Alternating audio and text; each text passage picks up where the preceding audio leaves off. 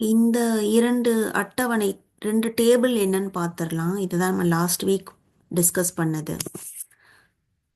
அந்த அண்டத்துல வந்து அனகம், அகம், அகப்புறம், புறம், புறப்புறம், இது வந்து நம்ம பார்த்துட்டோம்.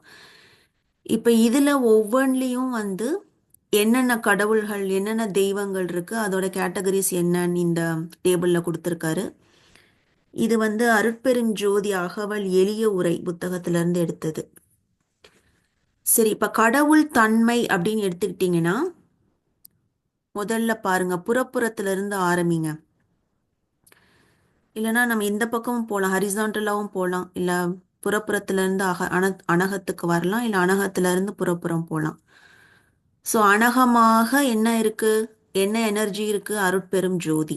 ஓகேங்களா? அந்த லைட் பார்ட்டிகல்ஸ்ல இருந்து தான் ஒவ்வொன்றா ஒவ்வொன்றா படிநிலைகளா இறங்கி இறங்கி இறங்கி இறங்கி கீழ் வரைக்கும் எல்லா பீயிங்ஸும் எல்லா உயிர்களும் வந்திருக்கு. இப்ப அனகத்துல வந்து அருட்பெரும் ஜோதி, அகம் வந்து பிரம்மம், அகப்புறம் ஈஸ்வரன், புறம் ஹிரண்ய கர்ப்பன், புறப்புறம் விராட் புருஷன். ஓகேங்களா? ஸோ இதுதான் வந்து அந்த கடவுள் தன்மை. அப்போ நம்மளுடைய சுத்த சன்மார்க்க யோகம் என்ன, வள்ளல் பெருமான் சொல்ற அந்த புருஷார்த்தங்கள், what are the four ends in a human life அப்படின்னா என்ன சொல்லுவாரு? கடவுள் தன்மை அறிந்து அம்மயமாதல். ஓகேங்களா? அப்போ இந்த கீழ்நிலைகளில் சில யோகிகள் சித்தர்கள்லாம் வந்து பிரம்ம நிலை அடைஞ்சிருக்காங்க, ஈஸ்வர நிலை அடைஞ்சிருக்காங்க. அங்கங்கே அந்தந்த லெவல்லே தங்கிடுவாங்க. ஆனால் வள்ளல் பெருமான் என்ன சொல்றாரு, அங்கங்கே ஸ்டாப் பண்ணிட்டீங்கன்னா ஃபர்தர் ப்ராக்ரஸ் இருக்காதுன்னு சொல்லி அந்த ஒளி நிலைக்கு போகணும். அப்போ அந்த ஒளி நிலைக்கு போகணும்னா அதனால தான் சொல்றாரு, எந்த யோகமோ தியானமோ பண்ணீங்கன்னா ஒரு ஸ்டேட்லேயே நின்று போயிடுவீங்க. அதனால அந்த அருளை வளர்க்குறதுக்கு மட்டும் நீங்கள் ஃபோக்கஸ் பண்ணீங்க அப்படின்னு சொன்னாதான் என்ன ஆகும், தன்னையே எனக்கு தந்து அருள் ஒளியால் என்னை வேதித்த என் தனி அன்பே. அப்பதான் அந்த டிரான்ஸ்ஃபர்மேஷன் நடக்கும். இல்லைன்னா அந்த பாதி பாதி நிலைகளில் தான் நிற்க முடியும். அப்போ சுத்த சன்மார்க்கத்தில் உங்களுக்கு கோல் என்ன அப்படின்னு கேட்டிங்கன்னா ஒரே ஒரு கோல் தான், கருணை வந்து மேலோங்கணும். அதுக்கான விஷயங்கள் எல்லாத்தையுமே தொடர்ந்து பயிற்சி பண்ணிக்கிட்டே இருக்கணும். ஒளி நிலைக்கு வாங்க. ஒளி நிலைனா லைட். அந்த தன்மை எப்படி இருக்கு? அருள் ஒளி தான். நம்ம படிச்சிட்டோம், அருள் ஒளியாக இருக்கின்றது. இதுதான் நம்ம சுத்த சன்மார்க்க அன்பர்கள் எல்லாம் தெளிவாக தெரிஞ்சுக்கிறது என்ன, இந்த அருள் ஒளி, அந்த ஒளி தான் என்னது, அந்த அல்டிமேட் இன்டெலிஜென்ஸ். அந்த ஒளியே வந்து அறிவுத்தன்மையும் உடையது. அந்த அறிவுத்தன்மை தான் இந்த உலகத்தில் உள்ள எல்லா அண்டங்களையும் அந்த உயிர்களையும் படைப்பு எல்லாமே காரணம். சஸ்டைனிங் அண்ட் கிரியேட்டிவ் ஃபோர்ஸ் எது அப்படின்னு கேட்டிங்கன்னா இந்த கம்பேஷன் லைட் தான். அதுக்கப்புறம் அடுத்த நிலையில் என்ன இருக்கு, காஸ்மிக் ஃபயர்னு சொல்லக்கூடிய அக்னி, அகம். அகப்புறம்ல சூரியன், புறம் சந்திரன், புறப்புறம் நட்சத்திரங்கள். அப்ப கீழ் நிலைகள்ல ஒவ்வொன்றா படிப்படியா இறங்க இறங்க என்ன கூடும், அந்த இருள் இருள் தன்மை கூடிக்கிட்டே போகும், அறிவு வந்து கம்மியாகிக்கிட்டே போகும். அப்புறம் சிவ தத்துவங்கள் அப்படின்னு எடுத்துக்கிட்டீங்க அப்படின்னா அனகத்தில் அது என்னவா இருக்குன்னா நம்மளுடைய தத்துவங்கள், 96 தத்துவங்கள் வந்து ரொம்ப மிக விரிவாக நம்ம பார்த்தோம் போன வருஷம். அப்போ அதில் வந்து முடிவான நிலை என்ன பார்த்தோம், பரநாதம். அகத்தில் பரவிந்து, அகப்புறம் நாதம், புறம் விந்து, புறப்புறத்தில் வந்து சுத்த வித்தை. இதான் சிவ தத்துவங்கள் 5. அது எந்தெந்த நிலைகள்ல இருக்குன்னு சொல்றாரு. அடுத்து வெளி வகைகள், what are the difference type of spaces. அப்போ ஸ்கூலில் போனீங்கன்னா அவங்க ஃபிசிக்கல் ஸ்பேஸ்லாம் குழந்தைங்களுக்கு ஏற்கனவே சொல்லி கொடுத்துருவாங்க. மற்றபடி என்னது இன்ஃபைனைட் ஸ்பேசஸ், அதுக்கு மேலே என்னென்ன ஸ்பேஸ் இருக்குது அப்படின்னா அருப்பெருஞ்சோதி அகவலை படித்த குழந்தைங்களுக்கு மட்டும்தான் இந்த ஹையர் சயின்சஸ்லாம் தெரியும். இப்போதைக்கு unfortunately only few people are having access to this important knowledge. மற்ற எல்லாருமே அவங்களுக்கு தமிழில் இருக்கிறனால நிறைய பேருக்கு அது ஸ்ப்ரெட்டே ஆகலை. அப்போ அந்த ஒரு கேப்பை ஃபில் பண்ணுறதுக்கு தான் என்ன பண்ணுறோம், எல்லாத்தையும் வந்து இங்கிலீஷில் டிரான்ஸ்லேட் பண்ணுற அந்த ப்ராஜெக்ட் ஆரம்பித்து ஒவ்வொன்றா போட்டுட்ருக்கோம். இப்போ வெளி வகைகளில் என்ன சொல்கிறாரு பெருமான், அனகத்தில் என்ன இருக்குது, அருட்பெரும் ஜோதி இருக்கின்ற அந்த சமூகத்தில் இருக்கிற வெளி பேர் என்னது, அருட்சுக பெருவெளி. இப்போ வடலூர் போய் பார்த்தீங்க அப்படின்னா அப்படியே அந்த வெளி வந்து ஓப்பன் ஸ்பேஸ் இருக்குது பாருங்க, அந்த பெருவெளி வந்து எப்படி இருக்கும், ஓங்கி கொண்டே இருக்கும். அதனால தான் அங்கே அந்த இன்டர்நேஷ்னல் சென்டர், வள்ளலார் சென்டர் ஆரம்பிக்க போகிறாங்கல்ல, 100 கோடி ப்ராஜெக்ட் தமிழ்நாடு கவர்மெண்ட் சேங்ஷன் பண்ணியிருக்காங்க. அந்த பெருவெளியில் ஏன் பில்டிங் வைக்க வேணாம்னு சொல்கிறாங்க, அன்பர்கள் ஏன் ப்ரொட்டஸ்ட் பண்ணுறாங்க அப்படின்னா, அதுக்குள்ளே அந்த ஸ்பிரிச்சுவல் மீனிங்கே என்னென்னா, அந்த வெளியே வந்து என்ன இருக்கணும், ஓப்பன் ஸ்பேஸாக தான் இருக்கணும். ஏன்னா தட் சிக்னிஃபைஸ் அருட்சுக பெருவெளி.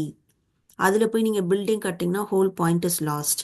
அப்போ சித்தர்கள் ஒரு விஷயங்களை பண்ணியிருக்காங்க அப்படின்னா அது ஒரு சேக்ரட் லேண்டாக இருக்கும். இங்கெல்லாம் இண்டிஜினஸ் பீப்புளோட விஷயங்களை நம்ம போய் எதுவுமே பண்ண முடியாது. எல்லாமே சேக்ரட் சைட், வேர்ல்ட் ஹெரிட்டேஜ் சைட்டுன்னு பண்ணியிருக்காங்க. நம்ம ஊரில் வந்து அந்த ஒரு இது இல்லாதனால யார் யார் என்னென்ன நினைக்கிறாங்களோ அதெல்லாம் பண்ணிட்டு இருக்காங்க. ஆனால் நம்ம வந்து புரிஞ்சுக்கணும் எதுக்காக ஐயா அந்த ஓப்பன் ஸ்பேஸை வச்சு நடுவில் அந்த ஞான சபை வச்சு அதுக்குள்ளே ஜோதி ஏற்றுறாரு அப்படின்னா, அந்த அருட்சுக பெருவழி படிக்காதவங்களும் தெரிஞ்சுக்கணும்ல, அதை சிக்னிஃபை பண்ணுறதுக்கு தான் அந்த அருட்சுக பெருவெளி இருக்குது. அகத்தில் வந்து சிவவெளி இருக்குது, அகப்புறம் சுத்த மாயை வெளி, புறம்ல பிரேரக மாயை வெளி, புறப்புறம்ல வந்து பிரகிருதி மாயை வெளி. அப்போ இந்த வெளிகள்லாம் இருக்குது. இந்த ஸ்பேஸ் எல்லாம் பற்றி சொல்லும்போது வள்ளல் பெருமான் என்ன சொல்கிறார் அப்படின்னா, இதெல்லாம் வந்து இன்ஃபைனைட்டுன்றார், வான் அனந்தம் கோடின்றாரு. அதுக்கு வந்து கணக்கே சொல்ல முடியாது. அதை பற்றி நான் எக்ஸ்பிளைன் பண்ணால் அது விரிஞ்சுக்கிட்டே போகுன்றார். அவ்வளோ ஸ்பேஸையும் எங்கேருந்து பார்க்குறாரு, உள்ளதான், உள்முக பயணத்தில் தான் பார்த்து சொல்கிறாரு. அப்போ வெளியில் வந்து அப்சர்வ் பண்ண முடியுமானா பண்ண முடியும். அதுக்கான உங்களுக்கு லென்சஸ்லாம் வேணும். அந்த லென்சஸ், டெலிஸ்கோப்லாம் வந்து இன்னும் பவர்ஃபுல் ஆக ஆக scientist will eventually discover, maybe in 500 years 600 years அவ்வளோ நாள் ஆகும் அந்த வெளிகள் எல்லாம் பார்க்குறதுக்கு. ஓங்கார நிலை, அந்த சவுண்டு ரிலேட்டடாக பார்க்கும்போது அனகத்தில் என்ன இருக்குது, நாதம், அகத்தில் வந்து விந்து, அகப்புறம்ல வந்து அதிசூக்குமம், புறம்ல வந்து சூக்குமம், புறப்புறம்ல வந்து தூளம். தூளம் தான் உங்களுக்கு எப்போவுமே ஃபிசிக்கலாக உங்களால் பார்க்க முடியும். அந்த சூக்குமம் அதிசூக்குமம்லாம் போக போக ரொம்பவே ஃபைனராக சொஃபிஸ்டிகேட்டடாக அந்த லேயர்ஸ், அந்த மேட்டர் அப்படியே போயிட்டே இருக்கும். ஓங்கார நிலை நான் தப்பாக சொல்லிட்டேன். நாதம், விந்து, மகரக்கலை, உகரக்கலை, அகரக்கலை. ஓகேங்களா? ஸோ இதான் வந்து ஓங்கார நிலை. ஆறாவது வந்து அலை நிலை. அலை நிலைனா என்ன, வைப்ரேஷன்ஸ். அப்போ எந்த மாதிரி வைப்ரேஷன்ஸ் ஒவ்வொரு லெவல்லையும் இருக்குது அப்படின்னு பார்த்தீங்கன்னா, அனகத்தில் வந்து மகா காரணம், அகத்தில் வந்து காரணம், அகப்புறம்ல வந்து அதிசூக்குமம், புறம்ல வந்து சூக்குமம், புறப்புறம்ல வந்து தூளம். இதான் அலைநிலைகள், வைப்ரேஷன்ஸ். அப்போ இந்த தூளத்தில் இருக்கக்கூடிய இந்த ஃபிசிக்கல் வேர்ல்டில் இருக்கக்கூடிய வைப்ரேஷன்ஸை நிறைய இன்ஸ்ட்ருமெண்ட்ஸை வச்சு மெஷர் பண்ணுறாங்க. மெடிக்கல் டிவைசஸ் நிறைய இருக்குது. சவுண்டு, அதுக்கப்புறம் எல்லா சவுண்டெல்லாம் கேப்சர் பண்ணி மெஷர் பண்ணுற எல்லா டிவைசஸும் இருக்குது. ஆனால் இந்த சூக்கும அலைகள், அதிசூக்கும அலைகள், காரண அலைகள், அதை கடந்து மகா காரண அலைகள்லாம், அந்த ஸ்டேட்டுக்கெலாம் போகணுன்னா என்ன பண்ணணும், ரொம்ப ரொம்ப அந்த பெர்செப்ஷன் வந்து ரொம்ப ஃபைனராக இருக்கணும். அடுத்து ஆன்ம வகை, அது எப்படி இருக்குது, அனகத்தில் தான் கடவுள் இருக்காரு. அதுக்கு அடுத்த கீழ்நிலையில் மூவர், அகப்புறத்தில் தேவர், புறத்தில் மனிதர். அந்த புறத்தில் தான் நம்ம நிற்கிறோங்க. புறப்புறம்ல வந்து அக்ரிணை, மற்ற உயிர்கள் எல்லாம். அமுத வகை, எட்டாவது வந்து அமுத வகை என்னன்னு சொல்றாரு. ஸோ அமுத வகை வந்து ஏற்கனவே நம்ம படிச்சுட்டோம் இல்லைங்களா, அனகத்தில் வந்து அருள் அமுதம், ஒவ்வொரு ஸ்டேஜ்ல இருக்க ஒவ்வொரு காட் அண்ட் பீயிங்ஸ்க்கு வந்து ஒவ்வொரு உணவு இறைவன் படைச்சிருக்காரு. அப்ப கடவுள் நிலையில இருக்கிறது வந்து அருள் அமுதம். அப்ப மூவர்கள் அவங்களுக்கெல்லாம் அக அமுதம், தேவர்களுக்கு வந்து அகப்புற அமுதம், மனிதர்களுக்கு வந்து புற அமுதம், அக்ரிணை உயிர்களுக்கு புறப்புற அமுதம். அது என்னது புறப்புற அமுதம்? மழை நீர். ஓகேங்களா, ரெயின் வாட்டர் தான் புறப்புற அமுதம். அந்த ஒரு தண்ணியவும் வந்து மழை தண்ணியும் நல்ல சுண்ட காய்ச்சி 5 பங்கு தண்ணி எடுத்துட்டோம்னா 2 பங்கு 2 பங்கா மாறுற வரைக்கும் நல்ல சுண்ட காய்ச்சி சுக்கு கொஞ்சம் சேர்த்து குடிக்கணுன்றாரு. இது வந்து 100% அமுதம். அதே மாதிரி கொழுப்பு நீக்கிய தேங்காய் பால், இது எல்லாமே புறப்புற அமுதங்கள். ஓகேங்களா, அப்போ அந்த ஃபுட் டிசிப்ளின்ல நம்ம படிச்சிருக்கோம். கொஞ்சம் கொஞ்சமா இந்த புற அமுத வகைகள்லாம் கூட்டிக்கிட்டே இருக்கணும். மற்ற நம்மளுக்கு உடல்ல வந்து நோய்கள் சேர்க்கிற விஷத்தை சேர்க்கிற அந்த உணவுகள்லாம் குறைச்சிக்கிட்டே வரணும். அப்பதான் அந்த ஃபுட் டிசிப்ளின்ல ஃபர்தரா ப்ராக்ரஸ் ஆக முடியும். அடுத்து பூதங்கள். பூதங்கள்ல என்ன இருக்கு? அனகத்துல ஆகாயம், அகத்துல காற்று, அகப்புறம் தீ, புறம் நீர், புறப்புறம்ல மண்ணு. அதான் கடைசி தத்துவம், அதான் கீழ்நிலையில உள்ளது. அப்ப நான் இந்த பிரஷி அனுப்பிச்ச அந்த ஆர்டிக்கிள்ல பார்த்துருப்பீங்க, அந்த எலக்ட்ரான்ல வந்து செயல்படக்கூடிய ப்ராசஸிங் எப்படி இருக்கு. Photovoltaic cells. அப்போ அவங்க என்ன பண்ணிட்டாங்க, அந்த ஒளியில நம்ம செஞ்சு பார்க்கலாம் அந்த செல்ஸ், அதோட ப்ராசஸிங் எப்படி இருக்குன்னு. கம்பெனி பேரே என்ன வச்சிருக்காங்க? Light matter. இப்பதான் அந்த லெவல்க்கே வராங்க. அப்போ அந்த ஒளி எடுத்து பண்றதும் எந்த ஒளி எடுக்கிறாங்க? பிசிக்கல் லைட் எடுக்கிறாங்க, பூத ஒளி தான் எடுத்துட்டு இருக்காங்க. லவ் வந்து ஒரு சூக்கும ஒளி, அருள் வந்து அதிசூக்கும மகா காரண ஒளி. அந்த லெவலுக்குலாம் இன்னும் வரவே இல்லை. அப்ப எவ்வளோ வருஷம் ஆகும் பாருங்க இதெல்லாம் கண்டுபிடிக்கிறதுக்கு. இன்னுமே அவங்க பிசிக்கல் லெவல்ல தான் இந்த எக்ஸ்பெரிமெண்டேஷன்ஸ்லாம் நடத்திட்டு இருக்காங்க. அதனால நம்ம என்ன சொல்றோம், இது 500 வருஷம், 500 இயர்ஸ், 1000 இயர்ஸ்க்கு அப்புறம் வரப்போற சயின்சஸ் எல்லாத்தையுமே ரொம்ப தெளிவா டேபுலேட் பண்ணி ஸ்ட்ரக்சர் பண்ணி நம்மளுக்கு பெருமான் வந்து ஒரு சூத்திரம் மாதிரி கொடுத்துருக்காரு அருட்பெருஞ்சோதி அகவல்ல.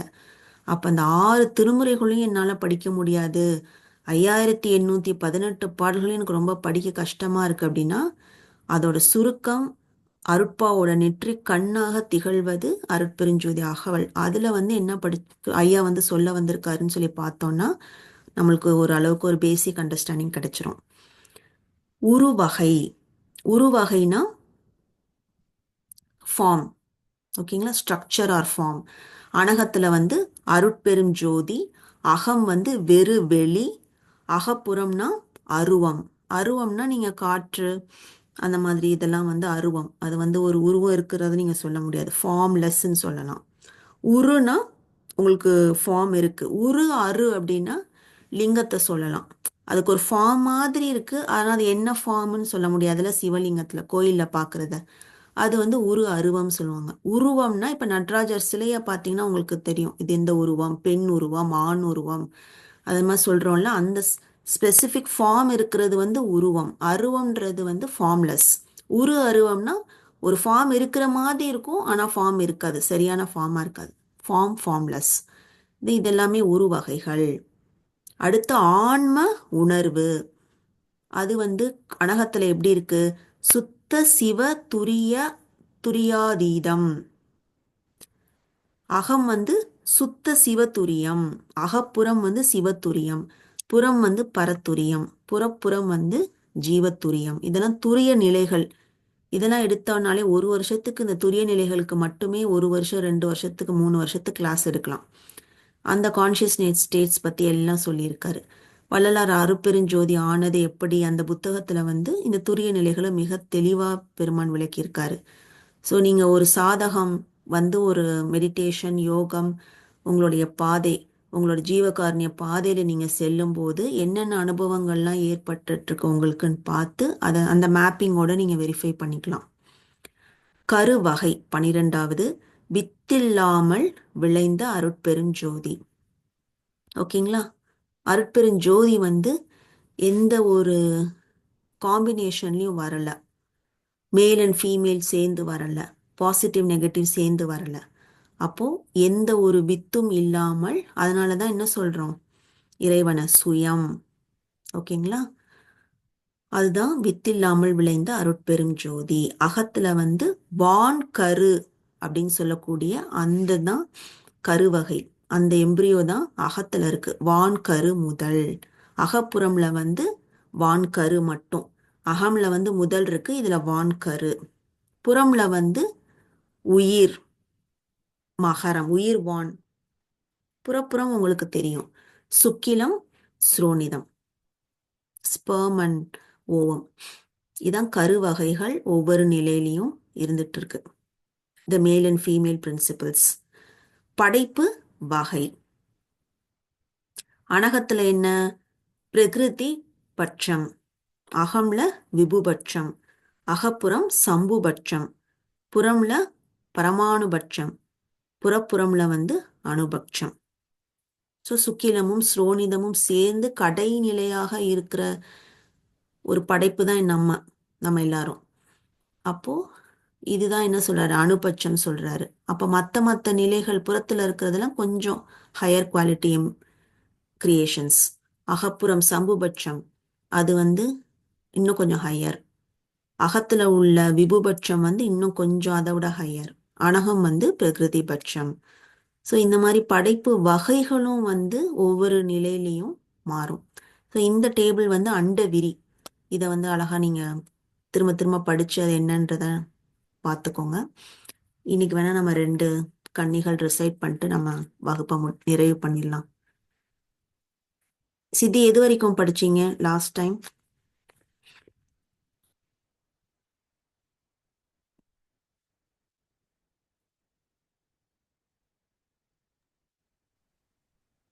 ஃபைவ் 23 525 முடிச்சிட்டோம்க்கா.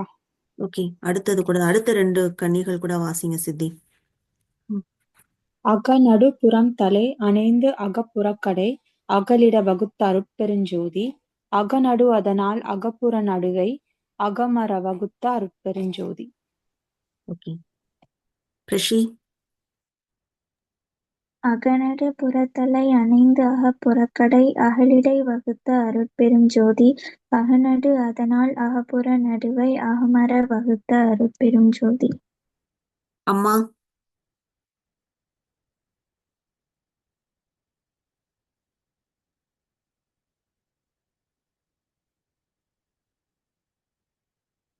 மாயா.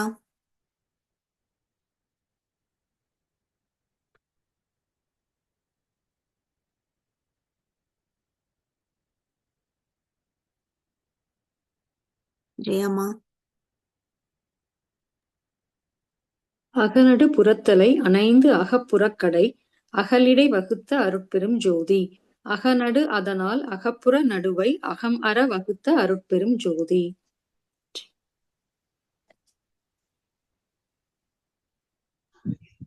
நான் வசிக்கிறேன். வாசிங்க. அகப்புற கடை முதல் அலைவாள் அகலம் அகத்துற வகுத்த அருட்பெருஞ்சோதி அகக்கடை முதல் புணர்ப்பு அதனால் அகக்கணம் அகத்திரை வகுத்த அருட்பெருஞ்சோதி. ஓகேப்பா. ஸோ மகாமந்திரம் சொல்லி நம்ம நிறைவு பண்ணிடலாம்.